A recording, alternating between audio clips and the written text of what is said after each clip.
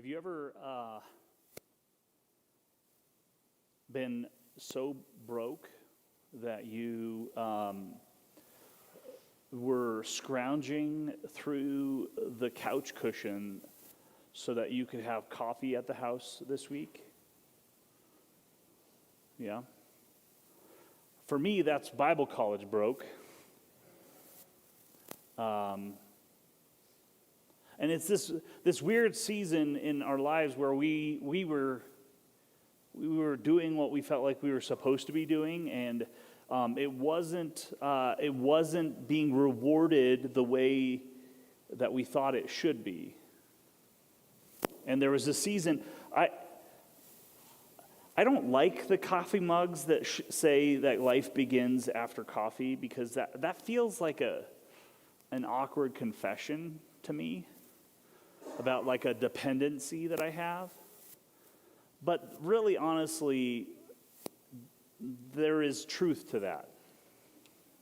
I don't like it when we're out of coffee. Like, that's like it's one of those things where, like, if we're out of coffee in the morning, I'll get up at like 5 o'clock in the morning and go and find some, both that I can drink then, and then also so that we can have some in the cabinet.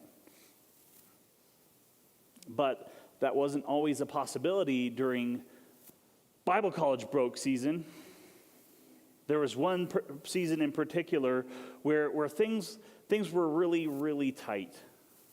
And we were trying to manage our resources as best we could. And so what that ultimately means is saying no to things, right? That's always fun. I think in a lot of ways this is a lot of how we view what it means to follow Jesus. Saying no to things. Like saying no, like that's what it means to deny yourself. In this particular season, we scrounged up change from the couch cushions and from the ashtray and the car and all of the different places, and went to the local grocery store and took the pile of coins that we had, and by we I mean me, because this is like, I'm the one who was unwilling to not go without to go without coffee in the morning. And so I went to the grocery store and I looked at the amount of money that I had and the options that were available. And let me just say, all of the options that the money that I had could buy were in a metal can. Okay? Some of you are like, all of my favorite coffee comes from a metal can. That's probably good. It's actually better to not be a coffee snob. And so the option that I picked, there was like stuff that had chicory in it and stuff that had, and at that point I didn't know what chicory was. I didn't think that I wanted that in my coffee. As it turns out, I probably would have rather had that than what I landed on. Are you familiar with the coffee brand Chock-full-o Nut? This entire message is an infomercial against Chock-full-o Nut. I don't want my coffee chock full of anything but coffee, but for sure not nut.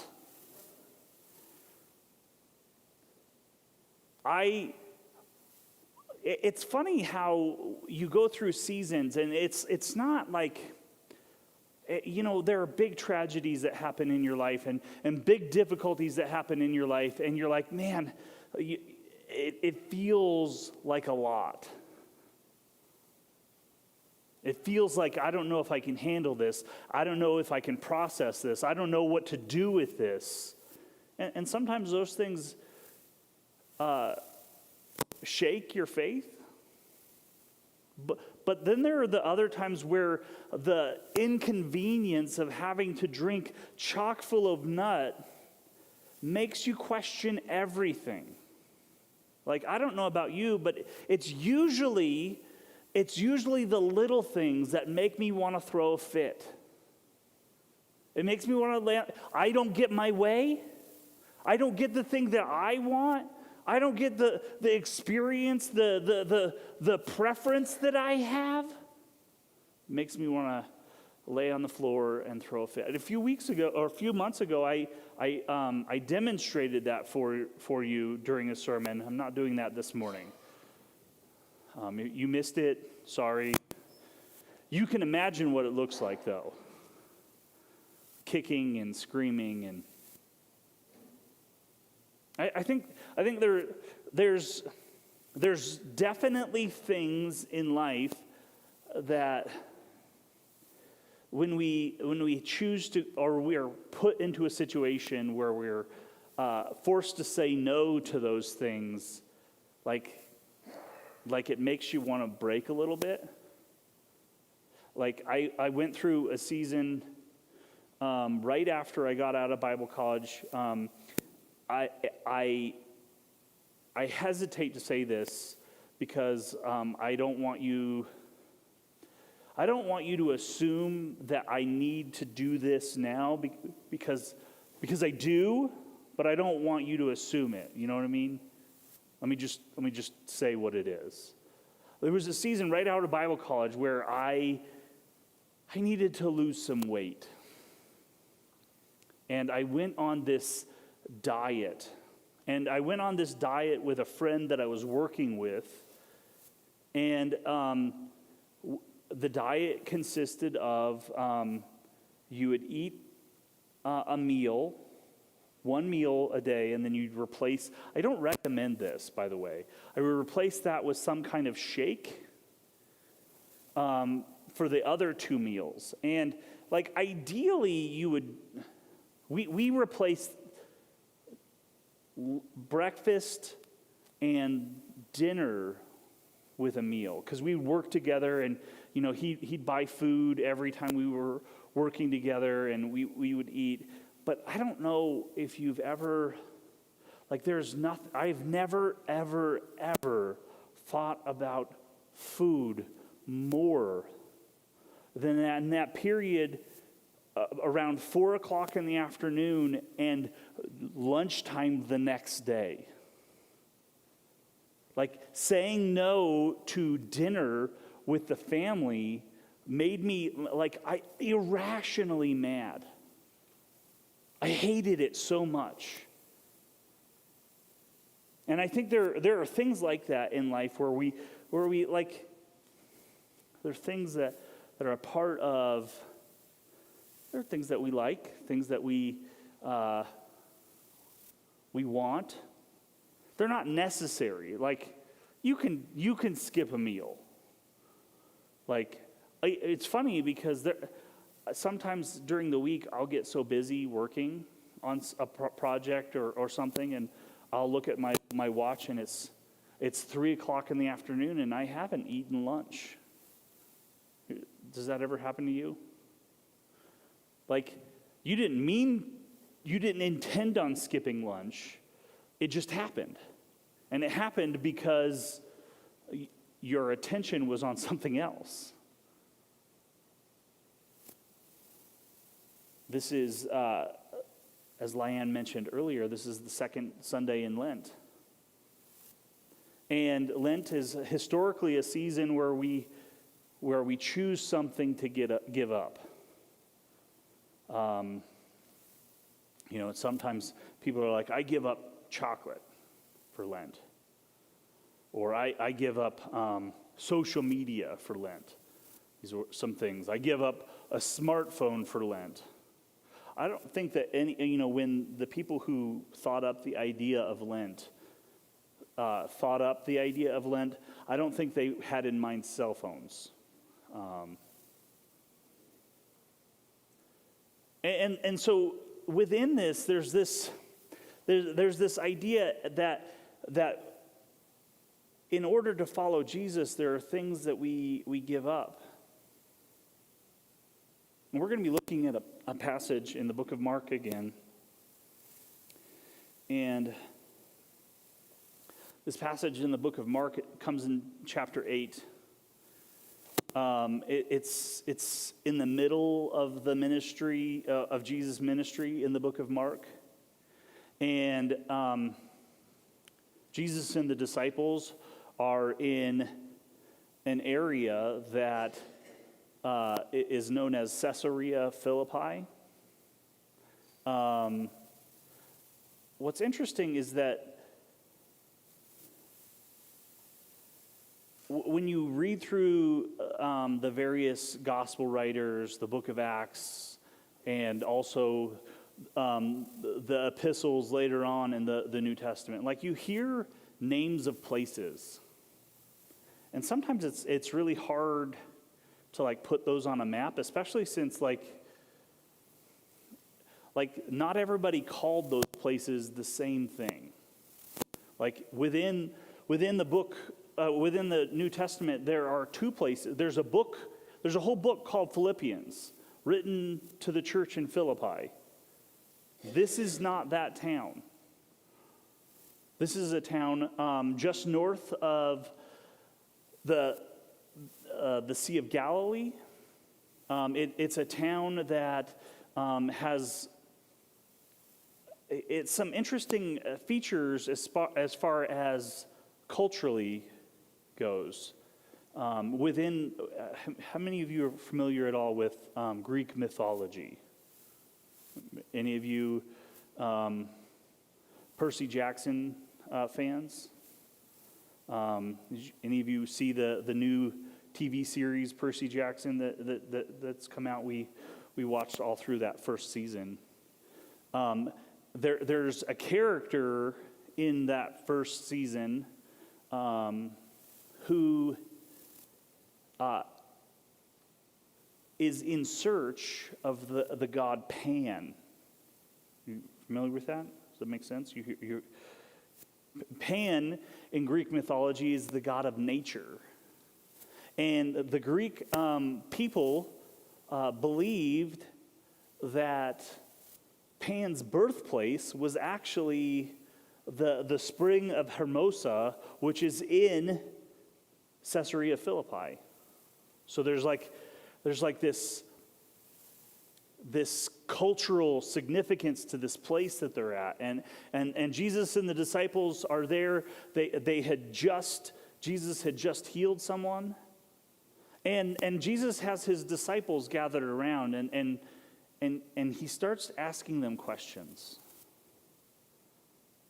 He says, Jesus and the disciples went to the villages around Caesarea Philippi.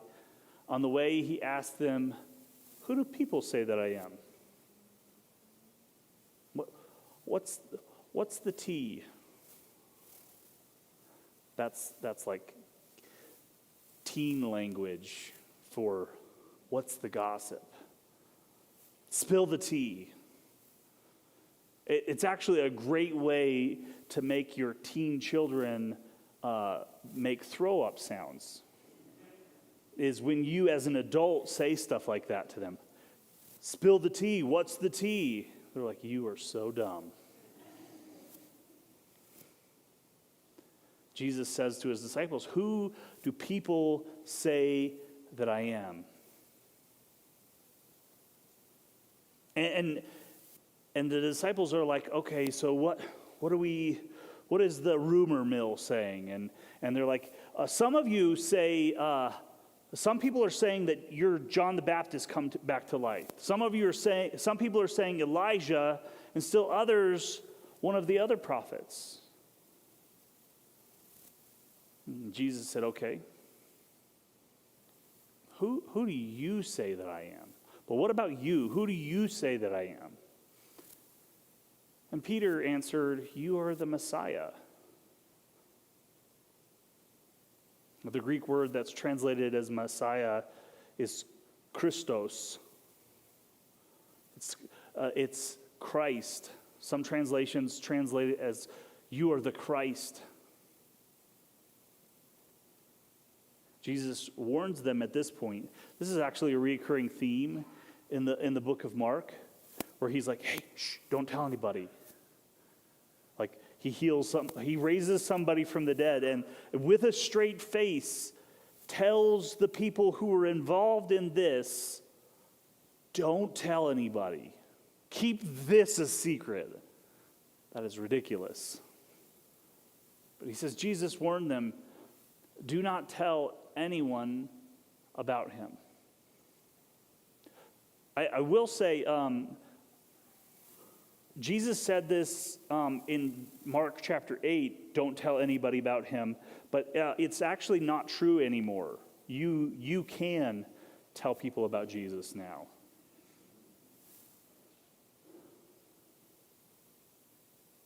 He began to teach them that the Son of Man must suffer many things and be rejected by the elders, the chief priests, and the teachers of the law, and that he must be killed and after 3 days rise again. He spoke plainly about this. So we have this declaration that Peter makes. Peter says, you're the Christ. One of the Gospels, the declaration says that you are the Christ, the Son of the living God.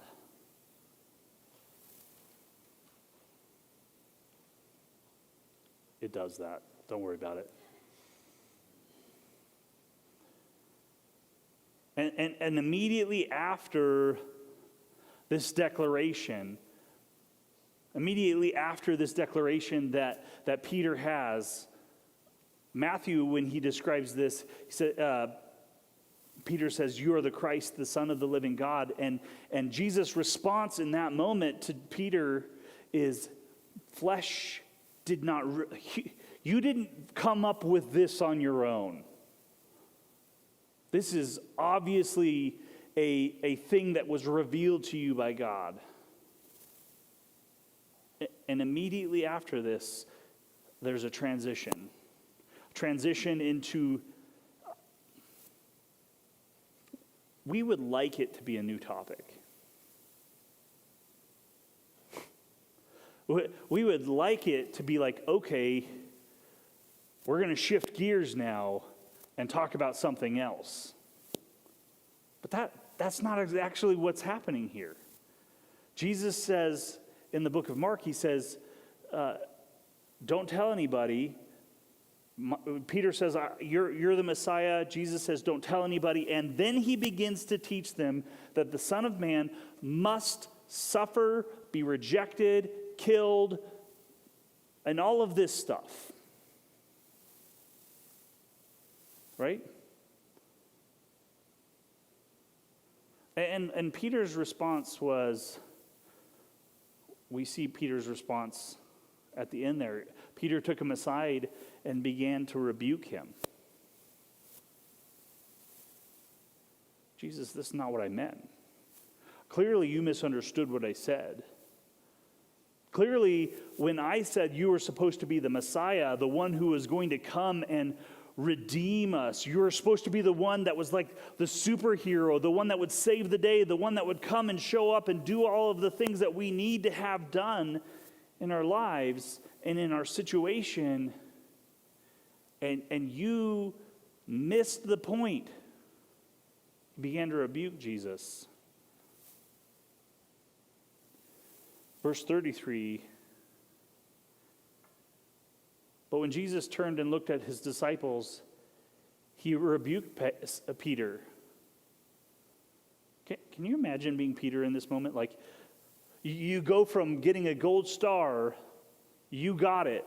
Yes, that is, I've never been more proud of you, Peter, to being rebuked and told, get behind me, Satan. All in the span of 5 minutes.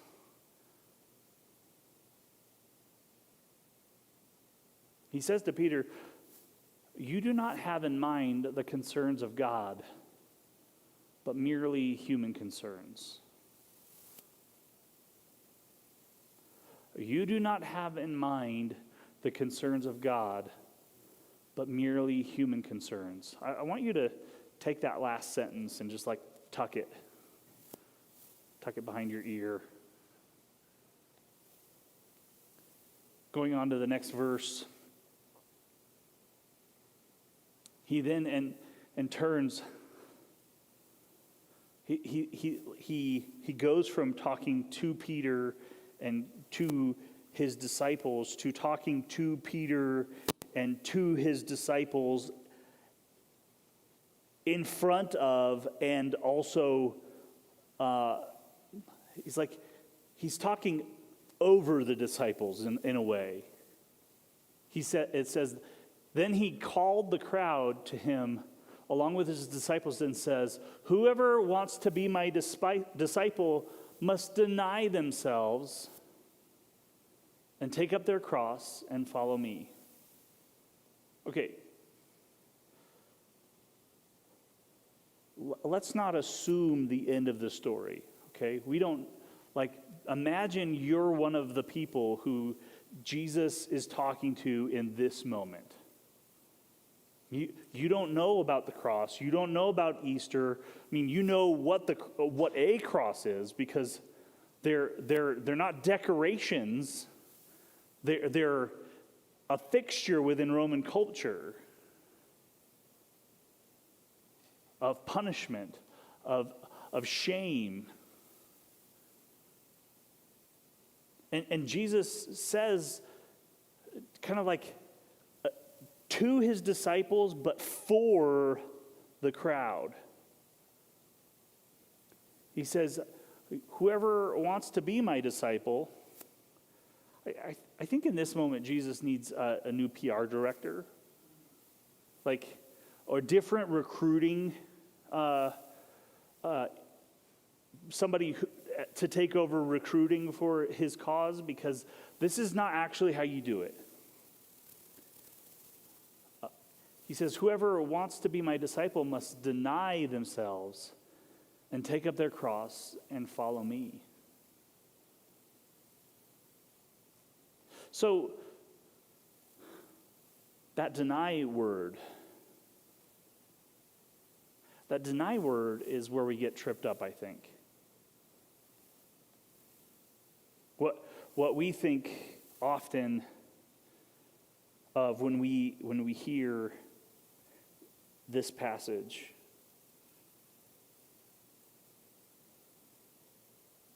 Jesus tells us to deny ourselves. Our initial interpretation of this almost always leans toward asceticism. Like withholding, with that fasting element. Austerity, starkness. This interpretation often means that our lives, if we live this way in following Jesus, that our lives are filled with unmet desires, boredom, jealousy of those who do not deny themselves. Isn't that how it works? You're on a diet. You're like, I don't even like salad, and that salad looks delicious.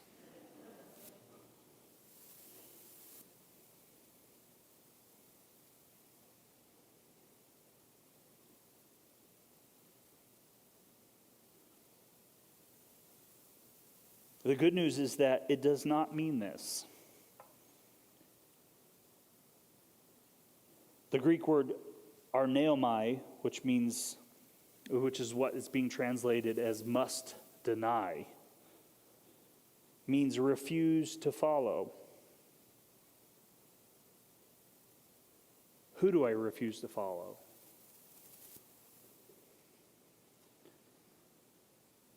There's this thing that's happening here. There's these expectations of how God ought to work in our lives. The way that God ought to show up and do things in our lives. And for Peter, he's thinking, man, look at our situation. We're being oppressed. We're being put in our place. We're experiencing all of these challenges. What we need is a Messiah that shows up like Superman. There's this scene in one of the 70s, 80s Superman movies where Lois Lane dies, right? Spoiler alert. You've had time to watch it. And Superman, what he does is he flies around the earth the opposite way of the spinning of the earth until he turns back time, which this is not how time works, just so we're clear. This is not how physics works. Like this is what we want. We want a Messiah that can turn back time and fix all of the things. We want a Messiah that can burn through the things with his laser vision and pick up mountains and all of these different things. We want that Messiah. And as soon as we declare that that's the Messiah we want and that's the Messiah we believe in, Jesus turns around and says, hey, I'm actually going to suffer. And if you're going to follow me, you're going to suffer too.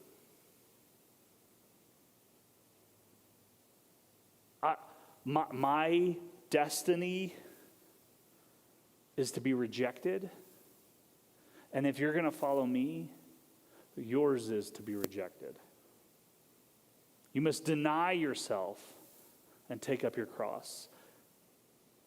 When he says deny yourself, he's not just saying choose chock full of nut over the other options. He's talking about a reprioritization of who we follow. Jesus says, whoever wants to be my disciple must deny themselves and take up their cross and follow me. Whoever wants to save their lives will lose it. Whoever loses their life for me for the gospel will save it.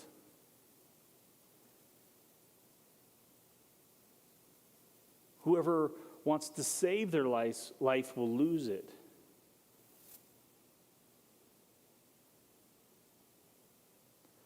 You know, this is one of those things where the reality of the gospel is something that is not easy.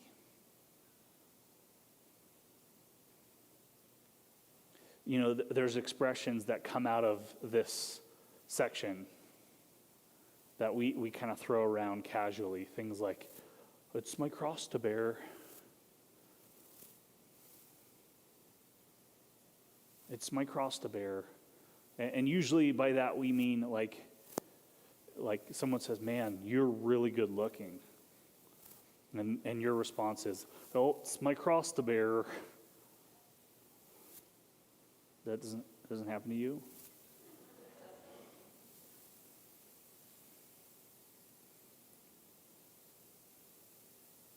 We often trivialize this call. That we turn this thing like this thing that Jesus was saying scandalized the people who heard him. To be my followers, you must take up your cross. You must take up your shame. You must take up your rejection. You must take up your brokenness. You must take up your backseat on the bus and follow me. This scandalized those hearers. We turn that into something trivial, like we've all got a cross to bear.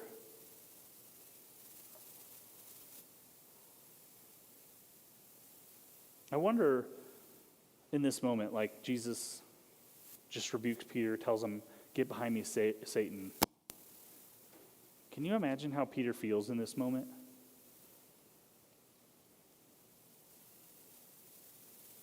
I imagine he feels let down, disappointed.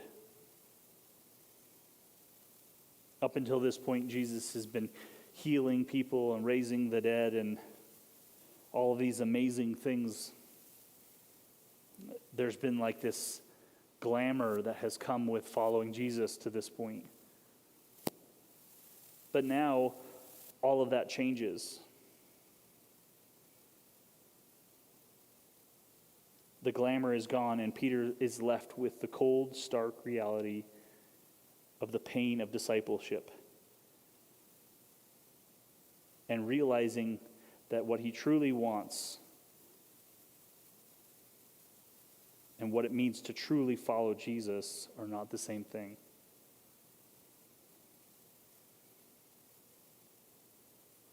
Here's a poem. It's by a author, Stuart Henderson.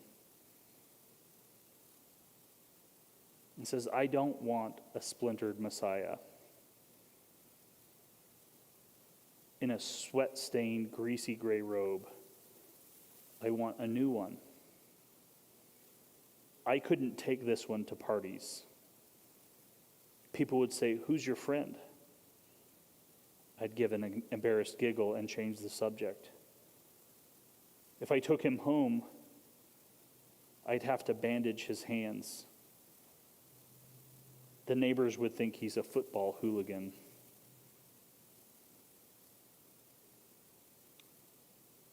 I don't want his cross in the hall. It doesn't go with the wallpaper. I don't want him standing there like a sad ballet dancer with holes in his tights. I want a different Messiah, streamlined and inoffensive. I want one from a catalog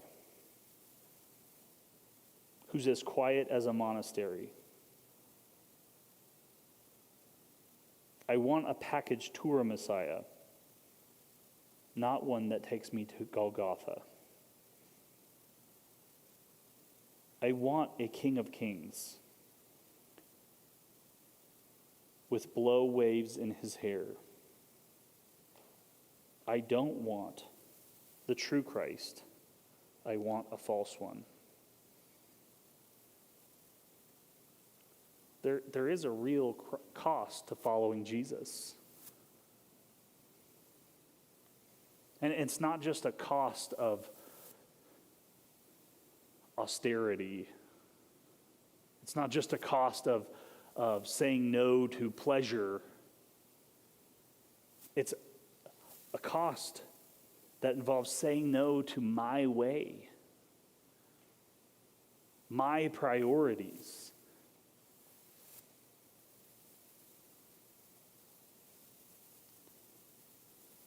The painful truth in this passage is that if we want to follow in the way of Christ, then our individual lives and our corporate lives will become more complicated.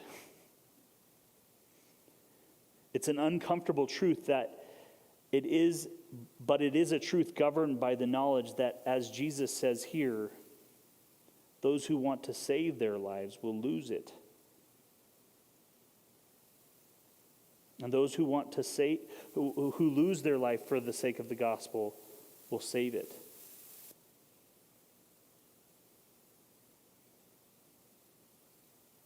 It's about our life, our identity, and where we find our identity, both as individuals and as a church.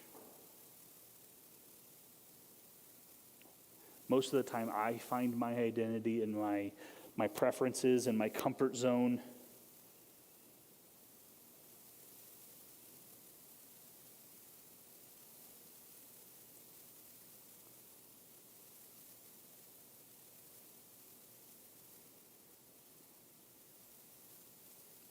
What if we chose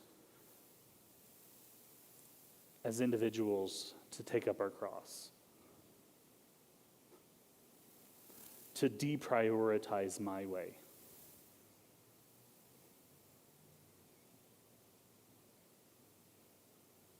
Like, when we look at what's happening both in this story and the overarching story of the Gospels, there is a way that Jesus is showing us. There is an alternative way. But we don't find that way. We don't engage that way until we give up our way.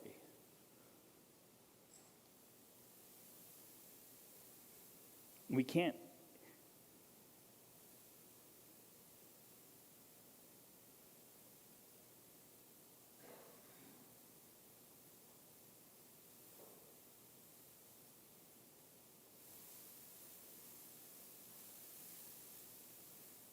I wonder if we could be courageous enough to embrace the splinters and the scarring and the pain of ego death and self-sacrifice.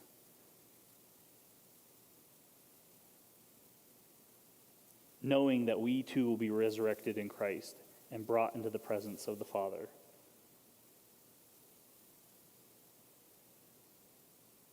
I'd like to invite the worship team back up.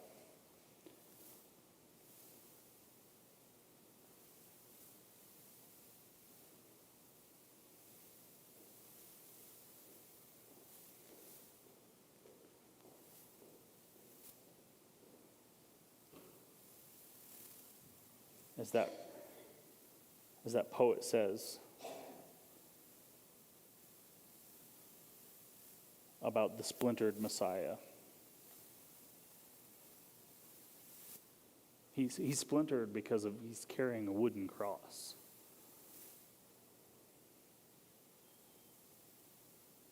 Not because his identity is fragmented.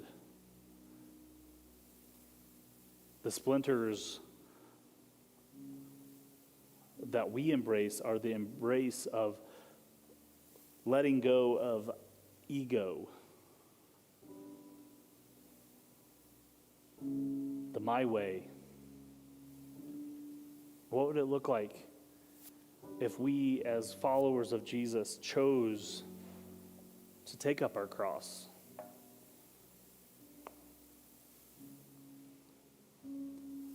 To not insist on our way.